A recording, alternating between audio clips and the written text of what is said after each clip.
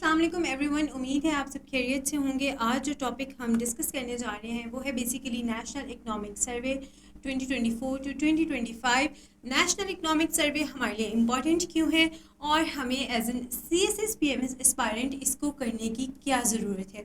ठीक है, हम इसके डिफरेंट सेक्टर्स पढ़ेंगे जो नेशनल इकोनॉमिक सर्वे के अंदर दिए गए, प्रेजेंट किए गए। ठीक है, हम उस तरह से तो नहीं पढ़ेंगे जो उस डॉक्यूमेंट में दिया हुआ है, क्योंकि उसके अंदर इतने फैक्ट्स हैं कि वो facts as a student, as a human, उनको एब्जॉर्ब करना, उनको समझना बहुत मुश्किल काम है।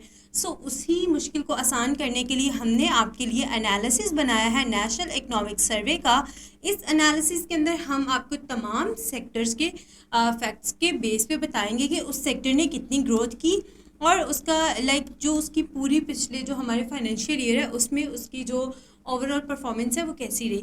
हम चलते हैं अपने नेशनल इकोनॉमिक सर्वे की तरफ। नेशनल इकोनॉमिक सर्वे बेसिकली होता क्या है? नेशनल इकोनॉमिक सर्वे एक फ्लैगशिप एनुअल पब्लिकेशन होती है मिनिस्ट्री ऑफ फाइनेंस की तरफ से, जो कि एक कॉम्प्रिहेंसिव असेसमेंट देती है कंट्री के, एक मुल्क के तमाम माइक्रो इकोनॉमिक लैंडस्केप का। ठीक है, इसके अंदर इन डेप्थ इंसाइट्स होती हैं, sectoral developments, policy measures and strategic initiatives based on the data from the preceding fiscal year up to the third quarter of the current fiscal year. जैसे अभी 2025 है और बजट हमारे पास आया है 2025 से 2026 का। ठीक है, और लास्ट बजट जो था वो 2024 से 25 तक का था। बजट मोस्टली जो आता आपके पास ये मई जून वाले ही महीने में है, और मई जून से यानी पिछले साल के क्वार्टर से लेके इस साल मतलब नए फाइनेंशियल ईयर के क्वार्टर तक जो भी हर सेक्टर की परफॉर्मेंस होती है उसकी बेस पे एक सर्वे जो है वो मिनिस्ट्री ऑफ फाइनेंस देती है। ठीक है, जिसकी बेस पे हम अगले फाइनेंशियल ईयर के टारगेट्स को सेट करने में, उसको अचीव करने में वो सारी की सारी चीज़ें हेल्पफुल होती हैं। सबसे पहले हम बात करते हैं बजट के आउटले की। जो हमारे पास 2025 से 26 का अभी बजट आया है वो बजट बेसिकली 17.6 ट्रिलियन का है, जबकि लास्ट ईयर का बजट जिसकी बेसिस पे हम अभी इकोनॉमिक सर्वे भी देखेंगे वो 18.78 ट्रिलियन डॉलर्स का था। इससे ये एक हमारे पास एक आप कह लो कि व्यू आता है, एक एनालिसिस बनता है कि इस बजट में थोड़ी सी फिस्कल टाइटिंग भी होगी, लेकिन ये एक थोड़े से कंसर्न्स भी रेज करता है कि क्या जो पहले ही उस बजट को पूरा करने में जो है वो लेट से एक सेक्टर को एक स्पेसिफिक अमाउंट दी गई थी, एलोकेट की गई थी, लेकिन जब हमने उसका एनालिसिस देखा तो उस सेक्टर ने उस अमाउंट से ज़्यादा जो है वो बजट खर्च किया। क्या जब पिछले साल के बजट के अंदर वो चीज़ें पूरी नहीं हो पाई तो इस साल जब बजट एक स्पेसिफिक अमाउंट उसकी कम कर दी गई है तो किस तरह से इस बजट जो आने वाला बजट है उसके अंदर सारी चीज़ें पूरी होंगी। ये तो हम उस बजट में डिस्कस करेंगे। ठीक है, कि किस सेक्टर को कितना एलोकेट किया गया है और पिछले साल कितना एलोकेट किया गया था। अभी हम चलते हैं पिछले साल के बजट के बाद जो हमारे पास एक इकोनॉमिक डेवलपमेंट आई, मैक्रो इकोनॉमिक्स का सर्वे आया, उसकी बात करेंगे हर सेक्टर की। सबसे पहले आती है हमारे पास इकोनॉमिक ग्रोथ। इकोनॉमिक ग्रोथ में real GDP growth recorded at 2.68%, below the 3.6% target for the better than previous fiscal. अच्छा बच्चों, रियल जीडीपी ग्रोथ होती क्या है? रियल जीडीपी ग्रोथ जो है वो होती है actual increase in the production of goods और सर्विसेज इन अ कंट्री। एक मुल्क के अंदर असल में एक चीज़ जो है उसकी प्रोडक्शन कितनी ज़्यादा हुई है। लेट से अगर हम किसी एक सेक्टर की बात करें, हम एग्रीकल्चर सेक्टर में वीट की बात करते हैं। वीट जो है वो पाकिस्तान के अंदर 2024-2025 के जो फिस्कल ईयर था उसके अंदर कितनी वीट जो है वो प्रोड्यूस हुई, उसकी हम जो बात है जब वो करेंगे तो वो रियल जीडीपी के अंदर आएगा। ठीक है, रियल जीडीपी जो ग्रोथ थी वो 2.68% थी, जबकि जो इसका टारगेट सेट किया गया था वो 3.6% था। इसका मतलब है कि रियल जीडीपी ग्रोथ हमारे पास डिक्रीज हुई है। ठीक है, through better than previous fiscal year. अभी भी वो ये बात कहते हैं इकोनॉमिक सर्वे के अंदर कि ये पिछले सालों से ये चीज़ बहुत बेहतर है। ठीक है, आगे इसका analysis. The government hails this as sustainable, avoiding a sugar rush, higher low growth is insufficient for absorbing Pakistan's growing labour force and reducing poverty. अब गवर्नमेंट तो इसको जो है वो सस्टेनेबल कह रही है, लेकिन बच्चों पाकिस्तान की बढ़ती हुई पॉवर्टी, पाकिस्तान में अनएम्प्लॉयमेंट का रेट देखते हुए, पाकिस्तान में लेबर फोर्स की ग्रोथ देखते हुए हम ये कह सकते हैं और हम कह भी रहे हैं कि ये जो रियल जीडीपी ग्रोथ है कि पाकिस्तान की हमारे लिए जो है वो एटलीस्ट जब हम एनालिसिस करते हैं तो हमारे लिए ये सेटिस्फैक्ट्री नहीं है। ठीक है, उसके बाद आता है industrial and service sector.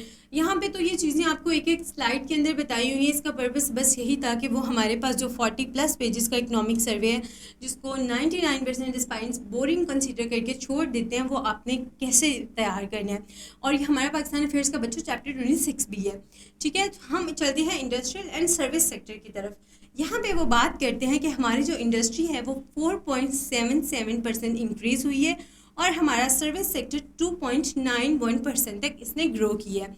Industry के अगर एनालिसिस की बात करें तो वो बताते हैं हमें हमारे इकोनॉमिक सर्वे में कि इंडस्ट्री जो है वो ऑटो प्रोडक्शन और स्मॉल मैन्युफैक्चरिंग की जो ग्रोथ थी वो हमारे पास पॉजिटिव रही है। यानी आप ये कह सकते हो कि स्मॉल इंडस्ट्रीज जो हैं उन्होंने ग्रो किया, but large scale manufacturing remains weak, highlighting the fragility of Pakistan industrial base. ठीक है, देखिए यहाँ पे अब जो बात है ना इंडस्ट्रियल बेस की, हमने बात की कि हमारी जो है वो जो बड़ी इंडस्ट्रीज़ हैं, लार्ज मैन्युफैक्चरिंग यूनिट्स हैं, उनकी ग्रोथ जो है वो डिक्रीज़ हुई है। तो बच्चों इकोनॉमिक सर्वे जो होता है वो एक जो है वो क्लियर पिक्चर देता है पाकिस्तान में फॉरेन इन्वेस्टर्स को कि उन्होंने पाकिस्तान के किस सेक्टर के अंदर इन्वेस्ट करना है। लेट्स से एक इन्वेस्टर है अब्रॉड का है, पाकिस्तान में नहीं रहता, उसने देखा पाकिस्तान के अंदर एक बहुत बड़ी इंडस्ट्री है और एक स्मॉल इंडस्ट्री है, लेकिन जब उसने देखा कि अच्छा इस इंडस्ट्री ने तो एक साल के अंदर कोई ग्रोथ नहीं शो की, लेकिन उसके निस्बत जो एक छोटी इंडस्ट्री है वो तो इतना अच्छा ग्रो करी है, सो वो अल्टीमेटली जब वो पाकिस्तान का इकोनॉमिक सर्वे देखेगा, ऑब्वियसली एक पर्सन ने जब अपनी अच्छी खासी अमाउंट जो है वो इन्वेस्ट करनी है, सो वो हर चीज़ देख के ही इन्वेस्ट करेगा। तो वो इन्वेस्ट करेगा तो इट इज़ डैम श्योर कि वो हमेशा स्मॉल की तरफ जाएगा, वो उस इंडस्ट्री में इन्वेस्ट करेगा जहाँ से उसके पैसे उसको डबल होने के इम्कान हो, ना कि उसके पैसे डूबने के इम्कान हो। Agriculture sector, agriculture is the backbone of Pakistan economy. हम ये बात बचपन से पढ़ते आ रहे हैं, सुनते आ रहे हैं कि एग्रीकल्चर, या हम जब उर्दू में पढ़ते थे, एग्रीकल्चर जो है वो पाकिस्तान की मईशत का जो है वो रीढ़ की हड्डी का उसमें किरदार अदा करता है। लेकिन क्या वो रीढ़ की हड्डी अभी भी रीढ़ की हड्डी है? जब हम इसका एनालिसिस अगर देखें तो decline in major crops like cotton, wheat and maize. अच्छा वीट देखें, अगर हम पाकिस्तान की एग्रीकल्चर लैंड की बात करें तो पंजाब का एक मेजर पोर्शन है। हम चले बाकी अगर सूबों की एक दफ़ा ना भी बात करें तो पंजाब का एक मेजर पोर्शन है जो वीट की जहाँ पे प्रोडक्शन होती है। और हमने लास्ट ईयर भी देख रहे हैं, इस साल भी देख रहे हैं, वीट के क्राइसिस आ रहे हैं। वीट जो है वो शायद एक इसकी रीज़न ये भी है, हमारी जो है वो एग्रीकल्चर प्रोडक्ट्स में जो हमारी ग्रोथ जो है वो रिड्यूस हो रही है। इसकी एक रीज़न ये भी है कि फार्मर्स को वो उसका आउटपुट नहीं मिल रहा। लेट्स से एक इंसान जो है एक फार्मर है, उसने 1 एकड़ अगर लगाई भी है वीट, उस पर उसकी फर्टिलाइज़र्स का भी खर्चा आएगा, उस पर उसके सीड्स का भी खर्चा आएगा, उस पर उसकी लेबर का भी खर्चा आएगा। ठीक है, और ये चीज़ें ऑब्वियसली हर चीज़ आपको कॉस्ट करती है, लेकिन at the end of the day जब आपके पास प्रोडक्शन आएगी, प्रोडक्शन कम होगी। प्रोडक्शन क्यों कम हुई? उसके मल्टीपल फैक्टर्स हो सकते हैं। प्रोडक्शन हमारे पास कम हुई इलेक्ट्रिसिटी ना होने की वजह से, बिजली नहीं आती थी तो मतलब उस फसल को पानी नहीं दिया गया सही से। पानी का दूसरा सोर्स क्या था? हमारे पास वो कैनाल सिस्टम था। वो वैसे हमारा जो है अभी क्लाइमेट चेंज की वजह से इतने इश्यूज हो रहे हैं, तो वो मतलब उस जो 1 एकड़ वीट थी उसको वहाँ से भी सही से पानी नहीं मिला। ठीक है, तो उसकी प्रोडक्शन कम हुई। जब वो मार्केट में फसल गई, वो वीट मार्केट में गई, तो मार्केट में उसको वो जो फार्मर था उसको उतनी उसकी जो है वो अमाउंट नहीं मिली कि उसका प्रॉफिट निकल सकता, वो उसकी जो है वो उस पर जितना खर्च हुआ था वो चीज़ें कंपनसेट हो सकती। तो फिर फार्मर्स भी इस चीज़ से डिस्करेज होते हैं और वो उस चीज़ की प्रोडक्शन कम कर देते हैं। फॉर एग्जांपल हमारे पास जो है वो कॉटन की प्रोडक्शन की ड्रास्टिक डिक्रीज़ होने की मेजर रीज़न यही है कि मतलब उसका उनको वो रेवेन्यू नहीं मिल रहा जो एक फार्मर सोचता है कि उसको उससे मिलेगा। Analysis, agriculture backbone of rural employment. Obviously rural areas में जो है वो हमारे पास मईशत का सबसे बड़ा जरिया एग्रीकल्चर है। Is in deep stress, climate impact, input cost and low investment explain the dismal figures. However, livestock subsector 4.2% growth is a silver lining. वो कहते हैं कि चलें एग्रीकल्चर तो हमारे पास डिक्रीज हुई है, लेकिन हमारे पास जो एक पॉजिटिव आउटकम आया है वो आया है हमारे लाइव स्टॉक के सेक्टर से। सो इसके अंदर हमने आप जो है वो रीजंस भी डिस्कस कर ली कि कौन से रीजंस है जिसकी वजह से हमारा एग्रीकल्चर सेक्टर नीचे जा रहा है और हम इसको इम्प्रूव किस तरह से कर सकते हैं। वो तो इकोनॉमिक सर्वे में नहीं दिया हुआ, लेकिन बच्चों CSS के पेपर में तो वो चीज़ आपको लिख के आनी ही आनी है। And I encourage you all कि आप प्लीज़ कमेंट्स में बताइएगा कि इसके वे फॉरवर्ड्स क्या हो सकते हैं। गवर्नमेंट कौन से ऐसे इनिशिएटिव्स ले सकती है जिससे हमारी जो है वो एग्रीकल्चर सेक्टर की प्रोडक्शन ज़्यादा हो सके। आगे आ जाते हैं जी, हमारे पास है इन्फ्लेशन। इन्फ्लेशन महंगाई, ठीक है। Inflation drop sharply to 0.3% in April 2023। So this means कि ये लेटेस्ट फैक्ट्स हैं। लेटेस्ट फैक्ट्स के मुताबिक जो है वो इन्फ्लेशन है वो ड्रॉप हुई है 0.3%। एवरेज जो है CPI 4.7%, down from 26% last year. मतलब वो कह रहे हैं कि महंगाई के अंदर कहीं ना कहीं तो बेहतरी आई है, ठीक है। अब वो बेहतरी हमें नज़र आती है या नहीं आती वो तो हर एक हमारा अपना ओपिनियन है, ठीक है। लेकिन अगर ओवरऑल वो पूरे मुल्क की बात करते हैं तो वो कहते हैं कि महंगाई में कमी आई है। A rare macroeconomic victory. इसे रेयर क्यों कहा जा रहा है? क्योंकि देखिए पाकिस्तान के अंदर हम यही चीज़ सुनते आ रहे हैं, महंगाई बहुत है बहुत है बहुत है, ठीक है। तो जब ऐसी कोई न्यूज़ आती है तो ऑब्वियसली वो हमारे लिए वो once in a blue moon वाली बात हो गई, ठीक है। Driven by monetary tightening. अब वो बजट जो हमारे पास इकोनॉमिक सर्वे है उसके अंदर ये बात की गई है कि ये जो रेयर माइक्रो इकोनॉमिक विक्ट्री आई है ना, ये मॉनेटरी टाइटनिंग की वजह से होगी। मॉनेटरी टाइटनिंग बेसिकली होता क्या है? मॉनेटरी टाइटनिंग एक प्रोसेस होता है सेंट्रल बैंक की तरफ से, जो कि पाकिस्तान के अंदर स्टेट बैंक ऑफ पाकिस्तान है, सेंट्रल बैंक की तरफ से होता है मनी की सप्लाई को रिड्यूस करने के लिए, या फिर वो क्या किया जाता है जो इंटरेस्ट रेट्स हैं चीज़ों के ऊपर वो बढ़ा दिए जाते हैं ताकि इन्फ्लेशन को ख़त्म किया जा सके। सो हमारा सर्वे ये कहता है कि जो ये थोड़ी हमें अचीवमेंट मिली है इन्फ्लेशन में, ये इसलिए मिली है कि स्टेट बैंक ने जो है वो डिफरेंट इंटरेस्ट रेट्स जो हैं वो इंक्रीज़ की हैं ताकि इन्फ्लेशन को ख़त्म किया जा सके। And global commodity cooling, but questions remain if this deflation is sustainable or reflective of contracting demand and suppressed consumption. अब लेकिन क्वेश्चन यहाँ पे हमारे माइंड में ये रह जाता है कि क्या ये जो डिफ्लेशन हुई है यानी महंगाई में कमी हुई है ये सस्टेनेबल होगी? क्या ये 0.3% की फिगर ऊपर जाएगी, ये फर्दर इम्प्रूव होगी, या फिर ये वहीं से फिर जो है वो हमारी फिगर्स माइनस में आना शुरू हो जाएंगी? आगे है हमारे पास इन्वेस्टमेंट एंड सेविंग्स। इसमें स्टार्ट में एक वर्ड है investment to GDP ratio rose to 13.8% and savings to GDP ratio 14.1%। सो एक चीज़ हमेशा अपने माइंड में रखिएगा कि जब आप इस तरह के क्वेश्चंस अटेम्प्ट कर रहे होते हैं you have to write all the important jargons. ये जार्गन्स बहुत इंपॉर्टेंट होते हैं आपके पेपर की वर्ड्स को बढ़ाने के लिए, ठीक है। तो यहाँ पे अगर हम इसको देखेंगे investment to GDP ratio basically होती क्या है, तो इन्वेस्टमेंट टू GDP रेशियो होती है इन्वेस्टमेंट शेयर इन GDP, कि GDP के अंदर इन्वेस्टमेंट का कितना शेयर है, और ये मेजर करता है एक कंट्री की प्रोपोर्शन टोटल प्रोडक्शन के अंदर जो कि इन्वेस्टमेंट के अंदर एलोकेट की जाती है।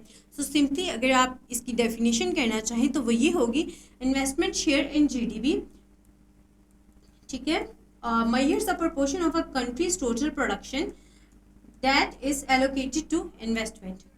उसके बाद अगर हम डेफिनेशन देखें सेविंग्स टू GDP की, तो savings to GDP is basically total savings of a country.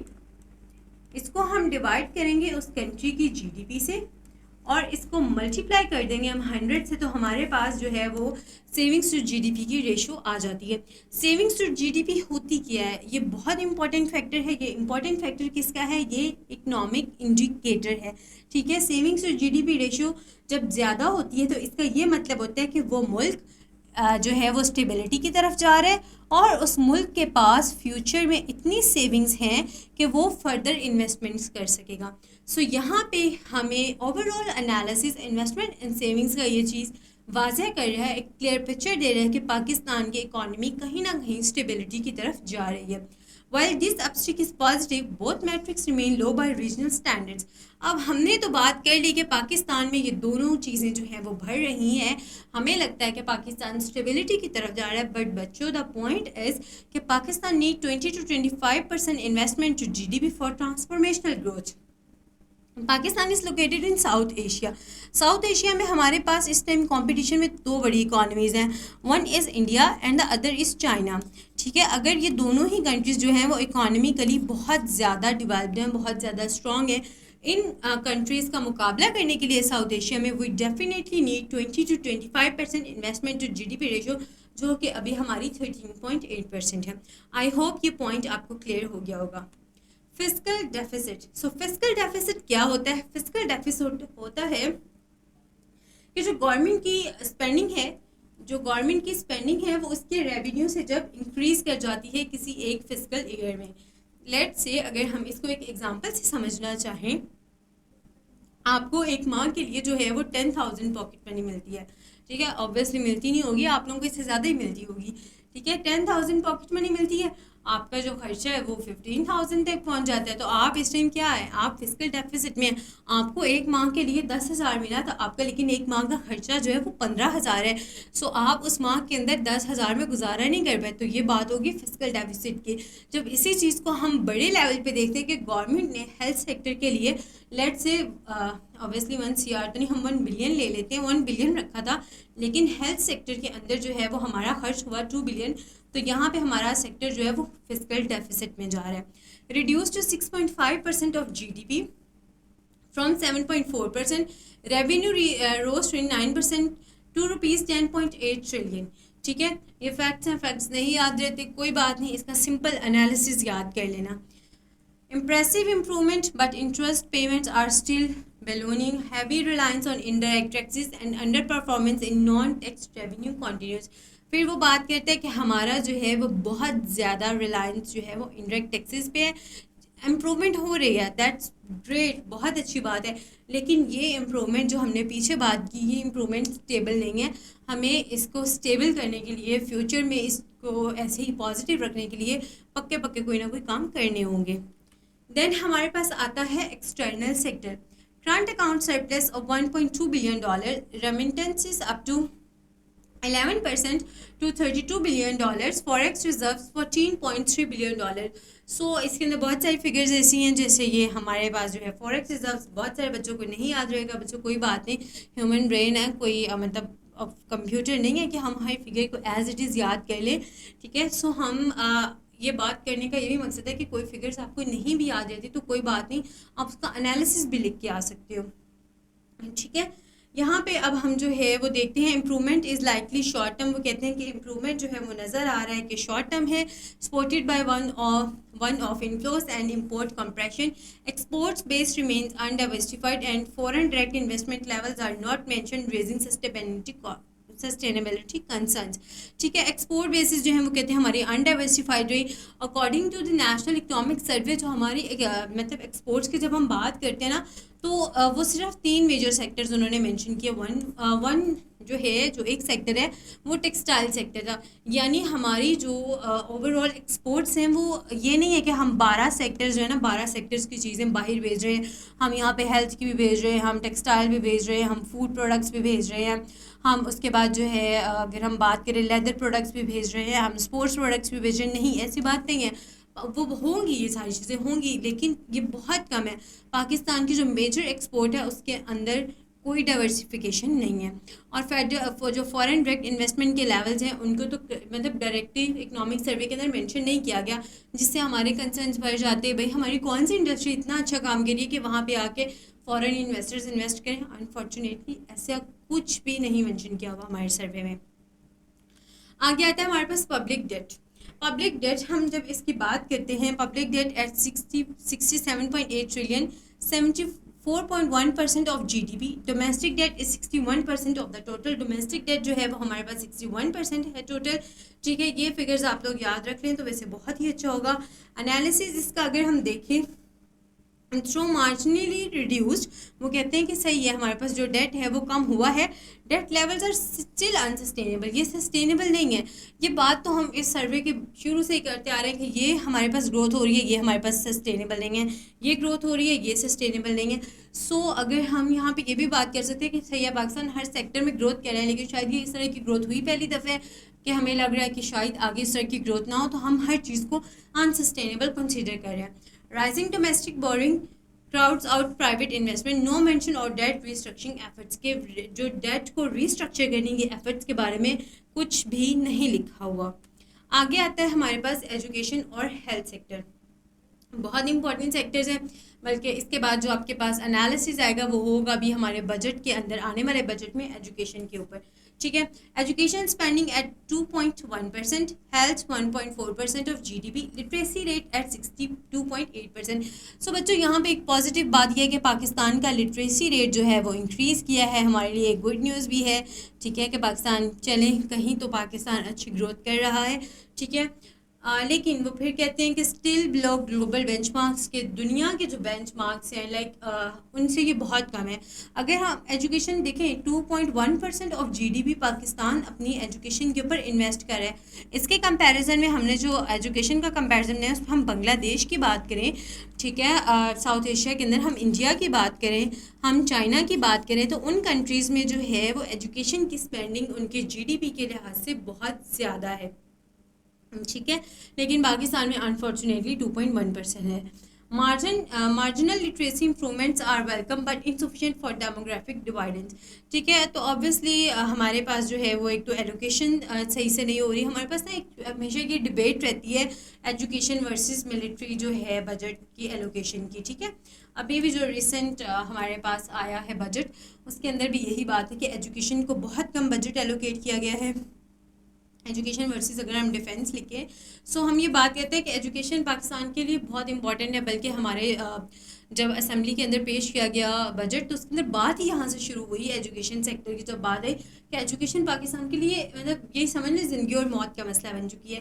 लेकिन अनफॉर्चुनेटली एजुकेशन की जो है वो एक तो बजट एलोकेशन बहुत कम है, और ऑब्वियसली उसके बजट के अंदर जो चीज़ें आई हैं वो भी NFC अवार्ड के अकॉर्डिंग प्रोविंसेस के अंदर डिस्ट्रीब्यूट हो रही हैं। सो प्रोविंसेस के अंदर वो बजट किस तरह से जाके एलोकेट होता है, किस पॉलिसीज़ के तहत वो बजट जो है वो हर सेक्टर को मिलता है, ये भी देखने वाली बात है। और अनफॉर्चुनेटली बजट तो आता है, ऊपर से आता है, पॉलिसीज़ भी बनती हैं, लेकिन उन पर काम नहीं हो पाता उस तरह से कि जिससे हमें पॉजिटिव आउटकम्स मिल सकें। Technology and digital economy, IT exports वो कहते हैं बड़ी हैं, 32% तक हो गई हैं टू $3.5 बिलियन। डिजिटल बैंकिंग 89% तक इंक्रीज हुई है। A growth driver and potential game changer, yet limited government investments and digital skill development hampers broader integration of tech in public sector and employment। वो कहते हैं कि सही है, हमारे पास ये है वो पोटेंशियल गेम चेंजर है, लेकिन ज़रूरत किस चीज़ की है? ज़रूरत इस चीज़ की है कि गवर्नमेंट के इन्वेस्टमेंट को डिजिटल स्किल्स डेवलपमेंट के अंदर एलोकेट किया जाए, इनकलकेट किया जाए। और इससे भी मज़े की बात कि जो अभी हम अगला डिस्कस करेंगे ना एनालिसिस एजुकेशन में, उसमें तो मतलब गवर्नमेंट ने इस दफ़ा टेक्निकल स्किल्स के ऊपर बहुत अच्छे इनिशिएटिव्स लिए और उनके लिए बजट भी अच्छा खासा एलोकेट किया है। सो ये पॉइंट जो है चाहिए पिछले इकोनॉमिक सर्वे में। अब देखिए उन्होंने बताया ना कि पाकिस्तान में डिजिटल स्किल डेवलपमेंट के लिए काम करने की ज़रूरत है। सो अगले फाइनेंशियल ईयर का जो हमारे पास बजट आया उसमें उन्होंने स्किल डेवलपमेंट के ऊपर फोकस किया है। उन्होंने दिया है बजट स्किल डेवलपमेंट्स के लिए, उन्होंने बताया है कि किस तरह की स्किल्स दी जाएंगी, कितनी यूथ को दी जाएंगी और उसके लिए कितना बजट होगा। आगे आते हैं हमारे पास power sector. Install capacity of 46,605 megawatts, consumers pay 2.5 to 2.8 trillion in capacity payments, ठीक है। हमारे पास इंस्टॉल कैपेसिटी आ गई, कंज्यूमर्स ने कितना पे किया ये आ गया। एनालिसिस पे चलते हैं। एनालिसिस इसका थोड़ा सा है आप कह लो tricky type. Highlights circular debt crisis. अब देखो सर्कुलर डेट क्राइसिस क्या होता है, जब जो डेट्स होते हैं वो एक ही सिस्टम के अंदर सर्कुलेट करते रहें, ठीक है। एक जो है लेट्स से हमारे पास हमारी जो है वो हम वापडा की बात करते हैं, ठीक है। वो एक इलेक्ट्रॉनिक सप्लाई कंपनी है, इलेक्ट्रिक सप्लाई कंपनी है वापडा हमारे पास, लेस्को वापडा। सो वापडा ने क्या किया, वापडा ने जो है वो जिधर से मतलब अब वापडा आपको आगे लाइट दे रहे हैं ना, आप वापडा को बिल पे करते हो, वापडा आगे जहाँ से जो रिसोर्सेज यूज़ कर रहा है वापडा उनको बिल पे करता है, वापडा गवर्नमेंट को पे करता है क्योंकि वो गवर्नमेंट के रिसोर्सेज यूज़ कर रहा है। आप जो है वो चाहिए आप दे रहे हो वापडा को, वापडा आगे दे ही नहीं रहा। सो क्या होगा कि एक ना अजीब सा जाल बन जाता है जिसके अंदर जो है वो पेमेंट्स तो सब अपनी अपनी कर रहे होते हैं, लेकिन पेमेंट्स जो है वो सही हाथों में नहीं जा रही होती, ठीक है। सो अगर हम इसकी डेफिनेशन देखें, when debts owed within a system are not paid on time creating a cycle of unpaid obligated debt can cripple the entire system. आपके पास मई का बिल आया, आपने बिल नहीं पे किया, ठीक है, वापडा के पास आपका बिल नहीं गया, वापडा ने आगे ऑब्वियसली अगर आपने नहीं किया तो अभी बहुत सारे लोग होंगे जिन्होंने पे नहीं किया, वापडा ने वो अमाउंट आगे नहीं दी। सो एक ना अजीब सा कह लो कि गैप बन जाता है कि जैसे अगर हम इसको फर्दर आसान अल्फाज में समझने की कोशिश करें, एक शॉप है, आप वहाँ से चीज़ें लेते आ रहे हो, लेट से हमारे पास एक ग्रॉसरी स्टोर है, आपने यहाँ से ना एक महीने में कोई चीज़ें ले ली, आपका मंथ एंड पे बिल आया, आपने इनको बिल ही नहीं पे किया। अब आपने जब इसको बिल नहीं पे किया तो ये जो चीज़ें इसने आपको दी होंगी ग्रोसरी स्टोर ने, इसने जिधर से आगे फर्दर बड़ी मार्केट से ली होगी, सुपर मार्केट से, ये उनको नहीं वो चीज़ पे कर पाएगा। सो ये डेट बढ़ता जाएगा, एक इंसान का दूसरे पे कर्ज बढ़ता जाएगा और ये हमारे पास जो है वो इसे हम एक्सप्लेन करते हैं सर्कुलर डेट क्राइसिस की टर्म में। आगे आती है हमारे पास कैपिटल मार्केट, वो जो it's purely like Pakistan stock exchange, ठीक है।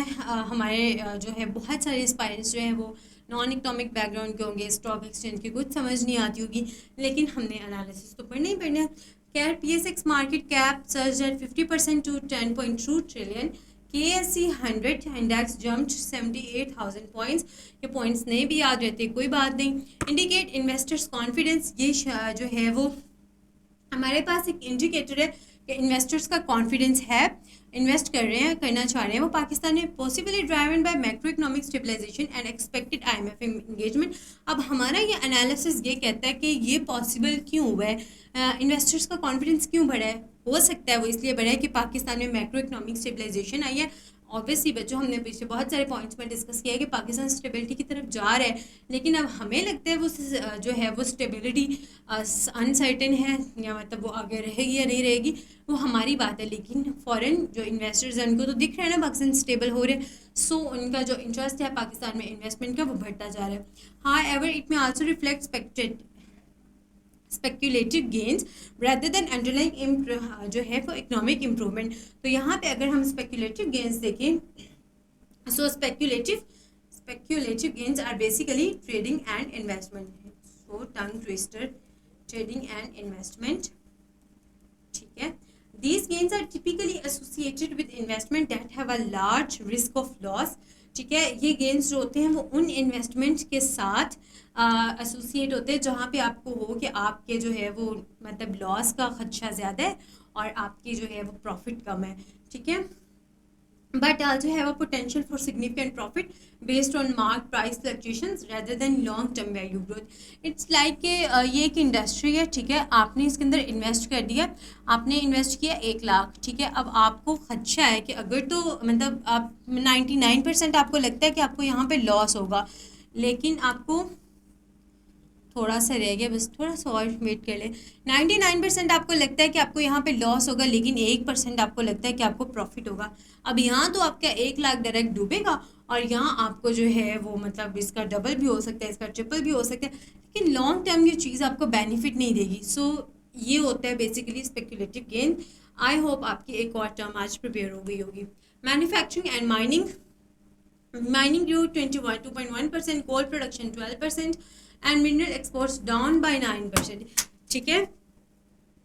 ये आ गए इसके facts. Pakistan is failing to capitalise on mineral potential, falling exports and declining chromite production and show weak resource coordinates, lack of global competitiveness। So हमने एक एनालिसिस शेयर किया था जिसमें हमने ये बताया था कि पाकिस्तान के अंदर जो है वो मिनरल्स की स्मगलिंग हो रही है। कैन यू गाइज इमेजिन कि मिनरल्स स्मगल हो रहे हैं। येस, पाकिस्तान के अंदर जो है वो मिनरल्स जो है वो स्मगल होते हैं और अनफॉर्चुनेटली इसको रोकने की ज़रूरत है हमें। और दूसरी ये कि अगर आप अभी वाला बजट देखें ना 25 से 26 वाला, उसके अंदर रेकोडेक की बात की गई है। मतलब ये कि इसको देखते हुए नेशनल इकोनॉमिक सर्वे को हमारी गवर्नमेंट ने काम किया है इसके ऊपर, और अब मिनरल्स के ऊपर भी और ध्यान दिया जाएगा, जहाँ पे रेकोडेक इसीलिए उन्होंने बहुत ही उसको लाइक वाज़ेह अल्फाज के अंदर लिखा हुआ है। Then labor and demographics, population 241.5 million, urban share 40.1%, labor force participation stagnant at 37.2%। ये फैक्ट्स याद कर लीजिएगा, बहुत सारी जगहों पे काम आएंगे। High population growth with stagnant employment signals trouble। Pakistan की पॉपुलेशन बढ़ रही है, एम्प्लॉयमेंट उस तरह से नहीं बढ़ रही, ठीक है। Low female participation and lack of youth employment strategy are structure bottlenecks. Problems क्या हैं? प्रॉब्लम्स हैं फीमेल की पार्टिसिपेशन नहीं है, जेंडर गैप आ गया, यूथ एम्प्लॉयमेंट स्ट्रैटेजी नहीं है। देखो हर साल बहुत सारे ग्रेजुएट्स जो हैं वो आते हैं मार्केट में। हम अगर एक स्पेसिफिक डिग्री की बात करें, वो भी एक स्पेसिफिक यूनिवर्सिटी की, लेट्स से लॉ की डिग्री है, और एक कॉलेज की, हम पंजाब यूनिवर्सिटी की तो लॉ की बात नहीं करते, हम एक कॉलेज की बात करते हैं, उधर से 100 लाख ग्रेजुएट अगर हर साल आ रहे हैं, ठीक है। 100 लाख ग्रेजुएट अगर एक कॉलेज का है और हमारे पास आगे सीट्स जो आई हैं लॉ से रिलेटेड, सही है, सब प्रैक्टिसिंग लॉयर्स नहीं बनते, और अगर लॉ से रिलेटेड सीट्स आई हैं वो होंगी मैक्सिमम अगर हम बहुत भी एग्जैजरेट करें 10 से 20, वो क्या एक कॉलेज के बच्चों के लिए इनफ होंगी? तो फिर बाकी कॉलेजेस कहाँ से पूरे होंगे? अगर हम इसी तरह अगर एक एग्जांपल लें, तो 2024 में अब ऑब्वियसली आपको पता है फूड साइंसेस से रिलेटेड कितने बच्चे ग्रेजुएट हुए होंगे। अगर हम किसी एक यूनिवर्सिटी का भी देखें तो 150 तक तो बच्चे किसी गवर्नमेंट यूनिवर्सिटी की अगर बात करें उधर इतनी स्ट्रेंथ नहीं होती। सो अगर वहाँ से हम देखें तो 150 बच्चे वहाँ से ग्रेजुएट हुए होंगे। और पंजाब फूड अथॉरिटी में जो जॉब्स आई थी उसके अंदर आप अगर देखें निकाल के, अगर आपको वो प्लानर मिलता है, सो वहाँ पे एक जॉब एक मतलब फूड साइंस की 2 आई हैं, न्यूट्रिशनिस्ट की 1 आई है, और माइक्रोबायोलॉजिस्ट वहाँ पे 3 रिक्वायर्ड हैं। अब एक यूनिवर्सिटी से माइक्रोबायोलॉजिस्ट जो हैं वो 150 निकल रहे हैं, और आगे वो जब मार्केट में जा रहे हैं, सिर्फ एक यूनिवर्सिटी की यहाँ बात हो रही है तो वहाँ पे सिर्फ 3 सीट्स हैं। तो बताएं ये देखें, अब आप में से बहुत सारे बच्चे ये भी सोचेंगे कि भाई प्राइवेट भी तो हैं जॉब्स, ठीक है बच्चों हैं, लेकिन हम बात करें कि हमारी गवर्नमेंट कौन सी अपॉर्चुनिटीज़ दे रही है। सो उस 150 बच्चे के लिए जब 3 सीट्स हैं तो फिर खुद ही देख लें कि एम्प्लॉयमेंट रेशियो क्या है। Obviously these graduates have a lot of private options. वो टीचिंग कर सकते हैं, वो प्राइवेट लैब्स में जा सकते हैं, लेकिन क्या वो तो मतलब वो सब कुछ प्राइवेटाइज है। हमारी गवर्नमेंट ने कितनी सीट्स दी हैं एक डिपार्टमेंट में? सिर्फ 3। थैंक यू सो मच बच्चों, आपने पूरे का पूरा एनालिसिस सुना। आई होप ये एनालिसिस आपके लिए हेल्पफुल रहा होगा। हमने 40 पेजेस की रिपोर्ट को खैर जो है वो 30 मिनट्स के अंदर कवर कर लिया। 1 मिनट भी एक पेज को नहीं आया, ठीक है, उससे भी कम टाइम लगा। आई होप इससे आपकी बहुत ज़्यादा हेल्प हो जाए और आप इस एनालिसिस को अपने पेपर में इसकी जो चीज़ें हैं उनके फैक्ट्स और फिगर्स को इनकलकेट करो और आपके बहुत अच्छे मार्क्स हैं, आप सबके आपके फेवरेट ग्रुप में एलोकेशन हो। हम मिलते हैं अगली वीडियो में एक और एनालिसिस के साथ, तब तक अपना ख्याल रखिएगा। और अगर आपको CSS से रिलेटेड किसी भी तरह की गाइडेंस चाहिए आप हमें इस नंबर पे व्हाट्सएप कर सकते हो। आप हमारे इंस्टाग्राम और फेसबुक के पेजेस पे हमें इनबॉक्स कर सकते हो। अपना ख्याल रखिएगा। अल्लाह हाफिज़।